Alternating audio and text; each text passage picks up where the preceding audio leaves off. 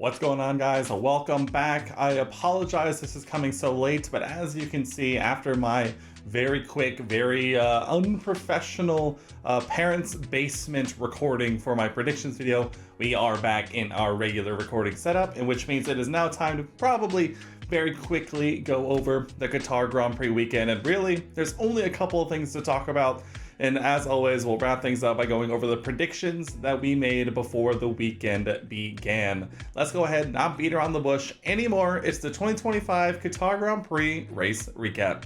I think the first place we have to start actually this time around is Oscar Piastri, because for the first time since, before Baku, maybe since Zandvoort, we truly sought to see what Oscar Piastri would have been like had he been able to keep the run of form he had coming out of the Dutch Grand Prix. He was rapid from the jump. He ended up taking pole position and winning the sprint race, and probably should have won the main Grand Prix itself. It was so refreshing to see Oscar have a good weekend once again. Unfortunately for him, it does feel like it's coming very much, far too little, far too late sort of situation. It's going to be extremely tough. He's still technically in the championship hunt. He did, take the win in the sprint race, and he took pole position in the main race, and he should have won the Grand Prix, but alas, it was not to be. We're going to go over that one here in a minute. But we had to start with Oscar Piastri because as an Oscar enjoyer, I am a Haas fan, but I am an Oscar enjoyer. I did enjoy getting to see Oscar look like what a lot of us missed, I think, for so long. I think ever since Baku, I think his pace and just for whatever reason was struggling immensely, and finally coming to a track that has treated him very nicely over the years. It is very, very refreshing to see him be back towards the front of the grid itself. And as unfortunate as it is, I wanted to start there because regardless, he still came P2 in the race, and I think that is a big, big win for him. Now, what is not a big, big win for him is unfortunately McLaren fumbling the bag to the nth degree in ways in which I don't think any of us have truly ever seen before. Obviously, this weekend, Pirelli and F1 and the FIA have come out with a maximum tire stint length. We have seen this similarly in the past. It could only run a tire for a maximum of 25 laps in the Grand Prix. This obviously it narrows the strategy calls to a certain degree, but at the same time, those strategy calls now become even more important because, as we saw, if you get it wrong, it has disastrous, results. Obviously, Oscar and Lando leading at the front. Obviously, lap 7 rolls around, everyone else decides to pit. McLaren and Esteban Ocon decide to stay out and not take the free cheap pit stop, and ultimately it comes back to bite them. Obviously, at that point, everyone else is going to have to stop again, but with everyone else having done one already, you are now behind the 8 ball. McLaren, box one of them, and this is your own fault. I've seen so many people talking about this ever since the race ended. It is your own fault that this happened. Both of your drivers running at the front, whether you decided this beforehand or not, in that moment, you need to pit one of them. Oscar should have been given the choice to pit. To not do either of them and screw them both over massively is a huge disservice to both of them, and it ultimately is not effectively, but is going to play, obviously, a major role in this championship battle being decided. You prided yourself this entire season on being the team of fair play, of giving both drivers equal opportunity, but when it really comes down to it and you need to make these decisions to benefit your team, you cost your team a win.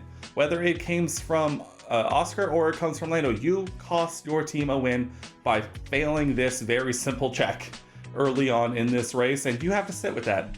Because now not only is Oscar still technically mathematically possible for a win, if this exact scenario happens again, a Max Verstappen win and a Lando Norris P4 or worse, Max Verstappen is your 2025 world champion.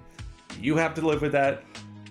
Yeah, in a way, I'm not going to say it out loud.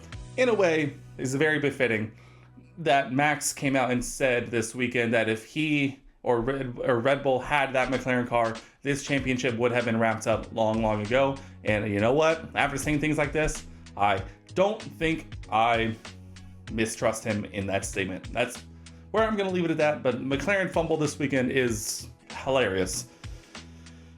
Now, let's talk about the Grand Prix winner. Obviously, Max Verstappen and Red Bull did literally everything they needed to do, the bare minimum effectively, to, overcome a track where the McLarens were extremely rapid. Obviously, giving the blessing of the McLaren strategy fumble, definitely big and really helped him out. It keeps his championship hopes alive, and like I just said, if this exact scenario happens again, he is your 2025 world champion. And so going to Abu Dhabi, I think a lot of us were a little afraid, myself included, that maybe the championship would be wrapped up after this weekend. But alas, no. We go now to Abu Dhabi for another opportunity to lock up a championship on the final round of the year. As sad as it is to say we're going into the last round of the year, I think we all are extremely breathing a sigh of a little bit of a relief that the final round of the season is going to mean something after all, because I think there's also these instances where there's no stakes going into the last round, and so there's not the goods to it, there's not the goods. I think there's not really a whole lot else to really talk about here. There was a couple of instances this weekend of some bad luck. Ollie Behrman obviously is one of those, retiring after running and chasing down a points position for the Haas team that has done very, very well. It's unfortunately his first time not finishing in the points in 5 races. He was on a 5 on the bounce streak, so unfortunate for him. We ultimately had a handful of retirements in this one, but I think Qatar will also just do that sometimes, and so it kind of is what it is. There is the other talking point of Ferrari, who with both drivers I'm sure are more than ready to throw this car in the bin and move on. Lewis Hamilton obviously being knocked out in both qualifying sessions in the first round and not looking or sounding particularly pleased about it, to say the least. So it kind of is what it is. But there's really not a whole lot more talking points. We do have to mention the other man of the weekend outside the championship fight. Carlos Sainz gets himself a podium with Williams. It was a fantastic call from Williams. He did exactly what he needed to do and had decent pace to come back and hold on to finish on the podium for Williams. Super excited for Carlos. I think this is one of those things that it just feels like he'll do this every once in a while at this point, especially after getting his unicorn sticker, but I definitely had to mention it here. All right, let's go ahead and move on now to our weekend winners and losers quickly. Our weekend winner, I am going a special shout out to Carlos Sainz. Obviously gave him the props that he definitely deserves, getting on the podium in the Williams. But our weekend winner can't be anybody else than Max Verstappen. He ended up losing a little bit of ground from the sprint race results, but ultimately did exactly what he needed to do in the Grand Prix to get the big points and really walk away with having an opportunity to win the World Championship. It's going to be very interesting to see what he does with it, but ultimately it's not the perfect weekend for him. Obviously finishing ahead of Lando in the sprint would have been the preferred outcome, but at the end of the day, it is what it is. He ends up taking the win ahead of both McLarens. He'll take that one all the way to the bank. So very quickly, Max Verstappen, congratulations, my weekend winner. Now, on the flip side to that, my weekend loser is unfortunately also Oscar Piastri. I think this is going to be a weekend where you can't point to this weekend and say this is the point when he lost the World Championship. But I think this is a weekend you can point at in terms of the way McLaren is running their team and their racing program in F1, and point out a lot of the flaws in it that, sure, it could boil down to just a simple strategy mistake. But at the same time, I think in that instance, knowing what's going to happen, this really does come down to a moment where you're going to point at in Oscar Piastri's F1 history, where he should have been given an opportunity to fight for a world championship and was thusly denied that opportunity thanks to a McLaren fumble for not only just him, but also both of them. Just in the terms of fairness, how far does that go? Time will tell. Maybe we'll find out one day, but maybe not. But unfortunately at this point, it's going to take a long shot for Oscar to win. But at the end of the day, he does still have a chance.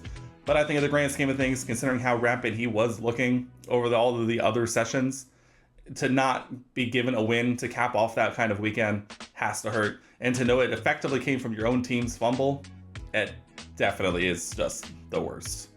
All right, let's go ahead and wrap this up quickly with our predictions. Results will begin with my pick for biggest positive surprise. I did go with Oscar Piastri, and I am definitely getting a point here won the sprint, took pole position, finished on the podium for the first time in way too long. Realistically should have won, so that is an easy point for me. Super happy to see Oscar get back on the good side of performance here in F1. As we move on now to my pick for biggest disappointment, we went with Oliver Behrman. I think this was a moment where I was sweating a little bit. Not really, because it's always the win-win scenario for me, where I either get a point in my predictions or Ollie Behrman and my team score points. So this was one I think hurts the most just because it was an issue sort of outside of Ollie's control. Obviously, he ends up retiring from the race, so I do get a point here. He was running in the points, qualifying in the pace, didn't necessarily look great all weekend long, but to see a race end like that definitely hurts a lot. Moving on to our qualifying top three, I went with an Oscar Piastri. No, I went with a Lando Norris pole position, an Oscar Piastri P2, and a Max Verstappen P3. Ultimately, I got the two McLarens flipped, and so this is only 2 points for me here, but I'll definitely take 2 points, getting all three, just, a couple of them flopped around. Definitely not too bad. We'll round that up and actually move us up to 4 points total on the weekend so far. Time will tell. As we move on to sprint winner, I actually went with Oscar Piastri. Kind of going all in on the Oscar Piastri train this weekend, and it paid off for me here. Oscar takes home the win, and that is another point for me as we continue to march on and try and lock up a championship. As we move on now to my race podium prediction, I had a Lando Norris win, a Max Verstappen P2, and an Oscar Piastri P3. This was a situation where I kind of expected Red Bull to obviously do what they did and move forward, but I think this was an instance of apparently not believing in Oscar Piastri enough. Obviously, Lando did not finish on the podium at all, so no points for me there. A Max Verstappen win gives me a half point for predicting in P2, and Oscar Piastri did end up finishing P2, so if I had just put him exactly where he finished, that would have been another point in my bag. But, we'll take a point. We'll take a point. And unfortunately, my one crazy prediction did not come in. I say unfortunately, I didn't get the point, but I get the benefit of going to Abu Dhabi with things on the line. So my one crazy prediction was that Lando Norris officially wraps up his 2025 World Championship. Unless, alas, he did not, so no point for me there. But if we take a look at our points for the entire community, I ended up actually taking home 6 points this weekend. Shout out Oscar Piastri. So bringing my total up now to 89 points. British TTG sits in P2 with 75.5, Settle 40 on 74.5, F1 Inferno on 73 points, Andrew with 32.5, and Spectral with 10.5. Now, I will beg your attention to our point standings with 1 round remaining, which is not a sprint weekend. There is officially only 9 points remaining in the championship, and with a lead of 14.5 points, that means I have officially wrapped up the predictions championship for 2025. After failing last season, I finally get an opportunity to flex my wheel knowledge just a little bit over our little community, and I bring home the championship in the last year of this regulation era. So huge congratulations to me. I think this was a lot of fun. I really wanted to win this one. I think last year I had an opportunity and just kind of let it slip, but this year was a lot of fun. I really bagged a lot of really good points the last handful of races this year, and so this has been a huge amount of fun. I already can't wait for next year, because next year is truly going to be a crapshoot with the new regulations coming in and all of that. So if you're interested in join the Discord down below, hop in, have some fun with us, and see who comes out on top in 2026. And for the final time this season, what is next in Formula One? We don't have to wait long, because Abu Dhabi is up next for the season finale here in 2025. It always amazes me when we get here, because it feels truly like this season just started. I cannot believe we're already past Australia, where Isaac Hadjar crashes out on his formation lap. You have both McLarens careening off course, and Oscar Piastri coming home to barely finish in the top 10 in his home race. It was a crazy season, to say the least, but it's not over yet. We have a world championship to decide, and we will be back for predictions to come in before the weekend begins. If you're interested in getting in on predictions for the final round of the season, join the Discord down below, join the F1 predictions, weekend predictions channel, and hop in when I make the call for predictions here soon. But guys, that is going to wrap it up for me here in this one. As I mentioned, we'll be back in a couple of days for predictions for the final round in 2025. I hope you're excited for it just as much as I am. But until then, guys, I'll see you in the next one.